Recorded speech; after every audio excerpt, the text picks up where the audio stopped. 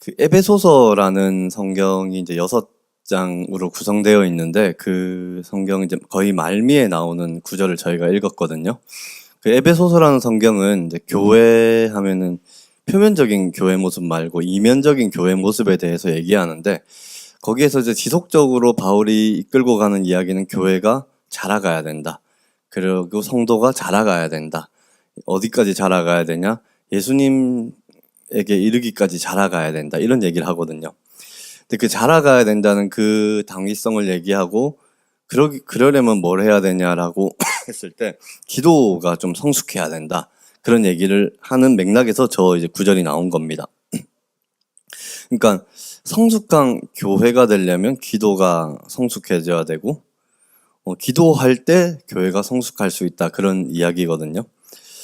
사실 근데 한국 교회는 기도를 좀 열심히 있는 편입니다. 새벽 기도 일단 제가 알기로는 저희 나라밖에 없고 만약에 다른 나라에 새벽 기도가 있으면 한국 선교사가 만든 경우가 많아요.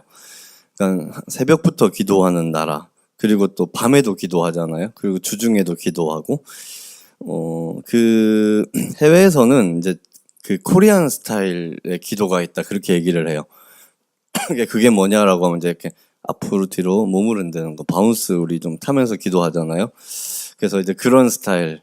그 다음에 이제 이렇게 막 이렇게 손도 많이, 이 아프리카 사람들은 이거 많이 해요. 서서 막 이렇게 하는데, 뭐 이런 거. 그 다음에 좀 특징적인 게 이제 뭐, 쌍시옷 소리가 좀 많이 나요. 기도 이제 하는 곳에 가면 뭐, 주시 없었어. 뭐 이런 거 있잖아요. 그래서 뭐 이렇게 쌍시옷. 그래서 사실 좀 이게 이제 외형적인 특징이 좀 이런 게 있습니다. 그러니까 사실 좀 교회 중에서 기도를 많이 한다 이런 교회 가면 이렇게 약간 무서워요. 가면은 이제 일단은 막 몸 많이 흔들고 격렬하게 흔들고 뭐 손도 흔들고 손이 이렇게 좀 공격적이란 말이에요. 근데 쌍시옷 소리가 많이 나와요. 막 뭐 이런 거밖에 안 들려요. 그래서 이게 분노가 가득한 집단의 뭔가 이게 모임이 아닌가 뭐 이런 막 생각이 막 든단 말이죠. 근데 이제 에베소서에서 이 바울이 이제 기도가 자라가야 된다라고 했을 때는 이런 뭐 이게 강한 어조의 기도를 얘기하는 건 아닌 것 같아요. 이제 에베소서에서 강조한 기도는 뭔가 참된 알매에서 비롯된 기도를 얘기합니다. 그러니까 성숙이라는 것은 뭔가 알 때 성숙하거든요. 그러니까 기도 역시 참된 알매에서 비롯된 기도가 성숙한 기도가 되는 겁니다. 우리가 이제 뭔가 안다고 할 때는 이제 보통 머리로 이해하는 걸 생각하는데, 그런 이제 지식 외에도 관계를 통해서 배워야 되는 지식들이 있다고 합니다.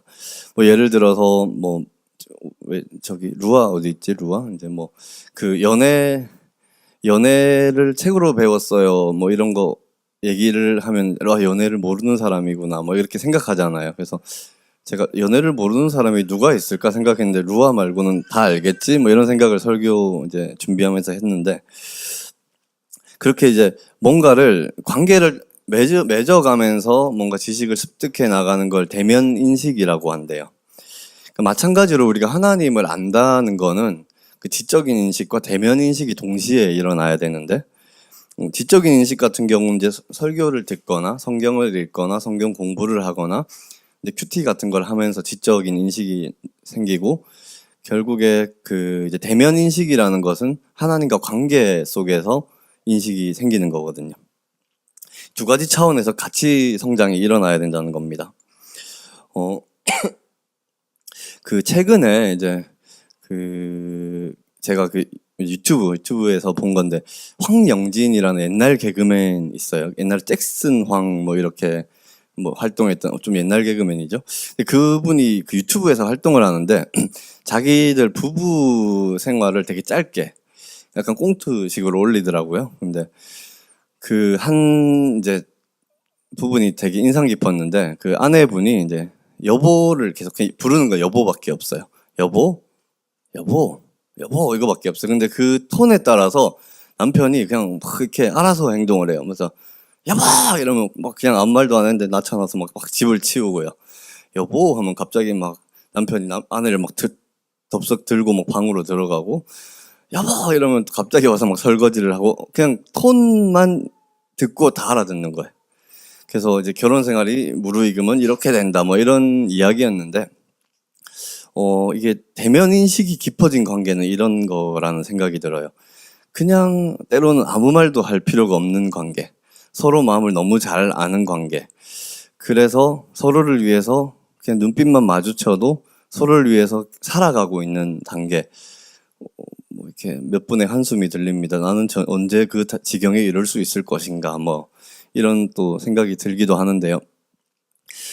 진짜 우리가 하나님의 마음을 정말 안다면, 그래서 하나님과 깊은 하나님과의 그 대면 관계가 이루어져 있으면 사실은 이렇게 막 쌍시옷을 막 소리를 내면서 막 몸을 흔들어가면서 격렬하게 기도하지 않아도 하나님이 이렇게 원하시는구나, 하나님이 이런 삶을 살기를 원하시는구나, 순종에 이르는 그런 관계가 될 수 있지 않을까라는 생각이 듭니다.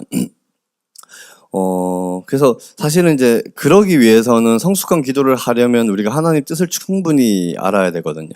근데 우리가 하나님의 뭔가 음성을 듣는다, 하나님 말씀을 듣는다라고 하면은 이제 보통 또 막 기도원을 가야 되나라고 생각하는데, 보편적인 하나님께서 우리에게 들려주시는 이야기는 성경이죠.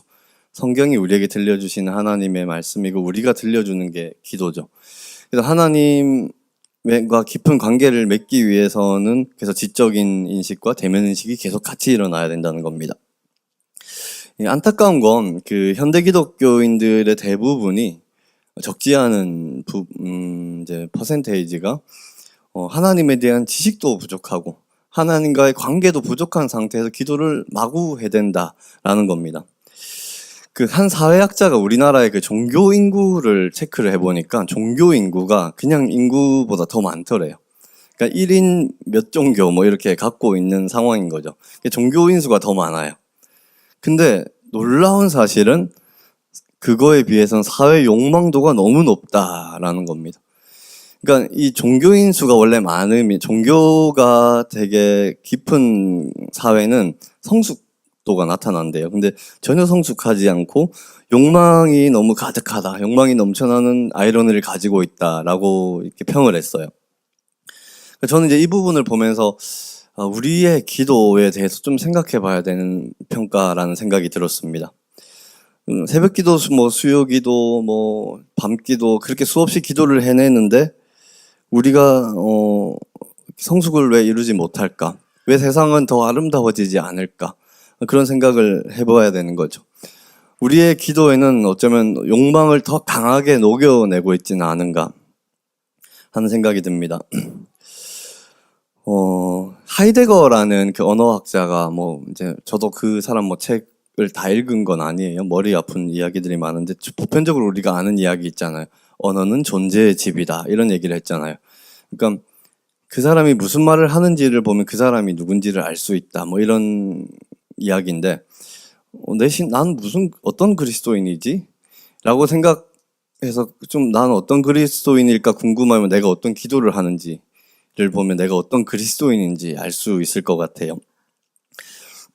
기도가 또 이제 성숙해지고 싶다라고 하는 분들이 하는 또 그 태도 중에 하나가, 최선을 다해서 한번 기도를 해보겠다라는 방식도 태도가 있어요. 그러니까 그 기도에 있어서 최선이라는 것은 어떻게 보면 좀 결이 맞지 않습니다. 기도는 최선보다는 정성이 중요하거든요. 정성이라는 것은 나보다도 대상에게 초점이 맞추어져 있어요. 그러니까 나보다 하나님께 초점이 맞추어져 있고, 그래서 기도가 성숙해지고 싶으면 열심히 최선을 다해서 기도하는 것보다 진짜 하나님이 원하시는 게 뭔지 그걸 더 아는데 초점이 맞추어져 있다는 겁니다. 이렇게 이제 이 정도 얘기하면 기도가 좀 어려워질 것 같아요. 기도 그렇게 어렵게 성숙한 기도를 하려면 어떻게 해야 되냐라고 했을 때, 제가 그 이제 부산에서 처음 사역할 때 그 목사님께서 새신자 교육하는데 그 새신자분 한 분이 손을 탁 들더니, 목사님 기도 우째 해야 됩니까? 이러니까 그분이 이제 뭐라고 했냐면 마 하이소 하면서 이렇게 얘기했어. 사실 기도는 일단 마 하는 겁니다. just do it입니다. 그냥 하는 거죠. 근데 하는데 중요한 건 응답을 어떻게 받는지가 중요한 것 같아요. 어린아이처럼 진실하게 기도하되 어른처럼 응답을 받을 수 있어야 됩니다. 사실은 그 성경이 보여주는 기도 패턴이 그렇거든요. 시편에서 보면 솔직해요. 어린아이처럼 기도합니다. 근데 응답은 어른처럼 받아요. 근데 어린아이처럼 계속 기도하고 어린아이처럼만 응답을 받으면 성장하지 않겠죠. 우리 같이 한번 따라해 볼까요? 어린아이처럼 기도해도 어른처럼 응답받읍시다.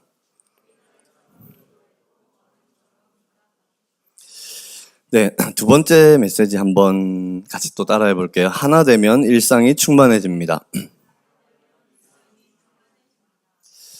바울은 이제 기도를 해야 된다라는 걸 강조한 다음에 다시 한번 강조하는 부분이 뭐냐면 성령 안에서 기도하고라고 합니다. 이 성령 안에서라는 개념은 이제 바울이 그 에베소서에서 이 교회 성숙에 관해서 이야기할 때 계속 붙어 있는 조건 같은 거거든요. 그러니까 이 모든 것이 교회를 교회되게 하고 교회를 자라게 하는 것도 성령님이 가능하게 하는 것이다라는 이제 이야기를 하는 것인데, 우리가 성령 안에서 기도하라고 하면 우리는 또 기도원 가야 되나 뭐 이런 생각하거든요. 가서 뭐 입신 몇 번 해야 되나 뭐 이런 생각하는데, 그 오리게네스라는 그 좀 이제 초대 교부라고 하면 이제 교회가 막 이렇게 좀 제도화되기 전에 초기에 지도자 역할을 했던 분들이에요. 이분이 기도에 관해서 되게 연구를 많이 하고 최초로 그런 책을 냈대요. 그분이 이렇게 얘기를 했어요. 어디서든 기도할 수 있다, 일상에서. 근데 어떻게 하냐면 가이드를 주는데 평온한 장소를 찾고요. 공간을 찾고 평온한 상태로 만들어라 라고 해요. 근데 공간을 찾는 거는 어쩌면 쉬울 수 있는데 평온한 상태는 뭐지? 라고 했을 때 그 이제 누군가와 화해를 이룬 상태라고 해요. 화해를 이룬 상태. 혹시 뭐 오시다가 또 부부싸움 하신 분 있을 거 아니에요. 차에서. 꼭 이상하게 주일 아침이면 그런 일들이 일어나거든요. 그럼 뭐 들어오기 전에 마음에 내키지 않아 미안하다 하고 한번 하고 들어오라는 거예요. 그러니까 사회를 꼭 받아주지 않아도 하고 오라는 거죠. 그래서 평화를 좀 이룬 상태. 왜냐하면 예수님께서 기도를 가르칠 때 그렇지 않은 상태에서 기도하면 기도가 막힌다고 하거든요. 가능하면 평온한 상태로 오라고 합니다. 그렇게 이제 현실 상황에서 기도하는 것을 계속 훈련하는데 틈틈이 그런 상태에서 그런 공간을 찾아서 사실 쉽지는 않지만 욕망을 계속 비워내고 하나님의 풍성하신 관용을 구해라 라고 합니다. 그러면 이제 어느새 계속 그걸 반복하다 보면 세상을 이해하는 지혜가 생기고 거칠어진 자아를 제어하는 능력이 생긴다고 합니다. 벌써 약간 머리 아프죠? 근데 계속 그런 상태를 살아가다 보면 그러니까 쉽지 않은 그 훈련을 해내는 거죠. 그렇게 살아가다 보면 어떤 상태에 이르냐면 이제 모든 순간이 그 미래를 보는 눈이 밝아지고 행동이 세련돼지고 삶이 신성해진대요. 그래서 오리게네스가 이 상태를 뭐라고 하냐면 삶 자체가 기도하는 상태가 될 겁니다. 이렇게 얘기를 해요. 그걸 계속 반복하다 보면 일상에서 삶 자체가 기도하는 상태가 될 겁니다. 그러니까 그때를 어떻게 표현하냐면 예수님께 기도하는 것이 아니라 예수님 안에서 기도하는 상태가 된다고 하거든요. 우리 일상을 한번 떠올려 보실까요? 여백이 언제 있습니까? 여백이 없는 분들도 있을 것 같긴 해요. 바쁘신 분들은. 근데 잠깐 일어났을 때 그 잠깐의 시간, 그리고 출근할 때 시간, 어떤 분들은 뭐 그럴 여력도 없이 막 뛰어가고 뭐 지각할까봐 그럴 수도 있고, 뭐 지옥철 타면 뭐 제가 지옥철 타보니까 뭐 기도 같은 건 생각이 안 나더라고요. 이 길 어떻게 빠져나갈 수 있을까 막 그런 생각만 나던데, 그다음 뭐 커피 마시는 시간, 그다음에 점심 먹는 시간, 퇴근하는 시간, 집에 돌아와서도 약간의 여백들, 그런 걸 일상의 여백을 기도로 메울 수 있다, 그렇게 하는 겁니다. 그리고 모든 순간에 뭔가 기도 제목이 있을 필요는 없을 것 같아요. 뭔가를 구할 필요는 없고 어떤 때는 깨닫고 듣기만 해도 괜찮습니다. 이렇게 계속 살아가다 보면 우리 자체가 성령님과 하나가 되어서 기도하는 상태가 된다고 합니다. 바울은 이 성숙해진 교회 상태를 그 에베소서 1장 23절에 보면 뭐라고 하냐면 만물을 충만하게 하시는 이에 충만합니다. 이렇게 얘기를 해요. 이게 좀 어렵잖아요, 말이. 그래서 공동번역을 제가 보니까 이렇게 돼 있어요. 만물을 완성하시는 분의 계획이 그 안에서 완전히 이루어집니다. 이것도 어렵죠? 그래서 또 현대인의 번역 제가 한번 보니까 어디서나 모든 것을 넘치도록 채워주시는 분이 계신 곳, 우리가 이런 성령님과 하나가 되는 상태가 그런 상태라는 거예요. 우리가 성령 안에서 기도하는 상태로 살아가면 우리 삶의 혼란함이 완전하신 분의 계획 안으로 들어가고 결핍이 가득한 삶이 모든 것을 채워주시는 삶으로 나아갈 수 있다는 거예요. 요한복음 15장 7절에 보면 예수님이 기도 가르칠 때 뭐라고 하시냐면 너희가 내 안에 거해라. 그리고 내 말이 너희 안에 거하면 무엇이든지 원하는 대로 구하라. 그리하면 이루리라 라고 해요. 우리가 이제 신앙생활하면서 놓치는 신비가 있는데 우리가 하나님 안에 거할 수 있다고 생각하잖아요. 근데 하나님이 우리 안에 거하는 거 엄청난 거잖아요. 그 신비를 잃어버리고 사는 게 많은 것 같아요. 만약에 한 방울에 물이 있으면 가만히 있으면 어떻게 되겠습니까? 증발해버리겠죠. 바닷물에 합류하는 순간에 그건 바닷물이 돼버립니다. 하나님이 우리 안에 있다는 거는 한 방울의 물 같은 존재 안으로 바닷물이 그 안으로 들어오는 거예요. 넘쳐 흐르겠죠. 바다가 되겠죠. 마르지 않겠죠. 그러면은 그 삶 자체가 충만함이 되고 넘쳐 흐름이 되고 부활이 되고 능력이 되고 기적이 되는 겁니다. 제가 가끔 이제 약간 자랑 같긴 한데 회사에서 가끔 이런 칭찬을 듣는데 뭐 이렇게 막 이렇게 평가 같은 거 할 때 꼭 사람들이 하나님이 도와주시는 뭐 이러면서 저를 이렇게 표현을 이렇게 해요. 이제 이미 이제 회사에서는 관종이 되어 있단 말이에요.